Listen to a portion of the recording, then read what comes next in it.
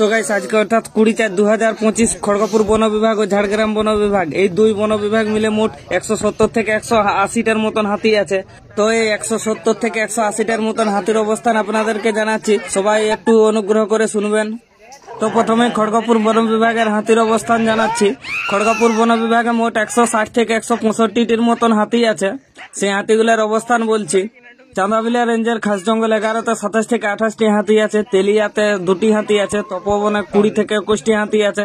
খাস জঙ্গল 6-এ 9টি হাতি আছে। কেশরেখা রেঞ্জের রাখাল বনে 15টি হাতি আছে। বাঁশখালীতে 1টি হাতি আছে। নয়াগ্রাম রেঞ্জের উঠান নয়াগ্রামে 1টি হাতি। খাস জঙ্গল 76-এ 1টি হাতি। ভালুকঘোড়াতে 5টি হাতি।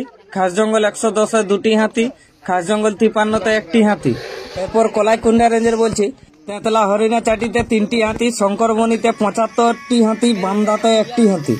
এগুলো ছিল কলাইকুণ্ডা রেঞ্জের হাতি।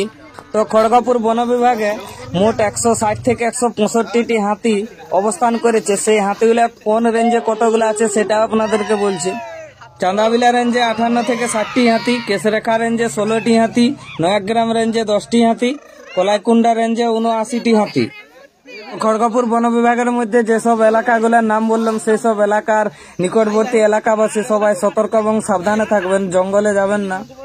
এরপর ঝাড়গ্রাম বন বিভাগের হাতির অবস্থান ও সংখ্যা বলছি। ঝাড়গ্রাম বন বিভাগে মোট 16টি হাতি আছে। তো ঝাড়গ্রাম রেঞ্জের শালবনিতে 6টি হাতি আছে। লোধাশুলি রেঞ্জের ভাওদাতে 1টি হাতি আছে। কৈমাতে 2টি হাতি আছে। গিদিনি রেঞ্জের পলাশবনিতে 1টি হাতি আছে। মানিকপাড়া রেঞ্জের বাঁকা ভুরকুন্দাতে 5টি হাতি আছে। আর কুমারীতে 1টি হাতি আছে। এগুলো ছিল ঝাড়গ্রাম বন বিভাগের মোট 16টি হাতির অবস্থান।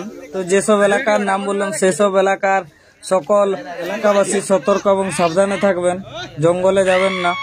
জঙ্গলে বন্যপ্রাণী শিকার ও আগুন লাগানো থেকে বিরত থাকুন, কারণ এটা দণ্ডনীয় অপরাধ। আর একটি বিশেষ অনুরোধ, হাতির গতিপথে কেউ বাধা সৃষ্টি করবেন না।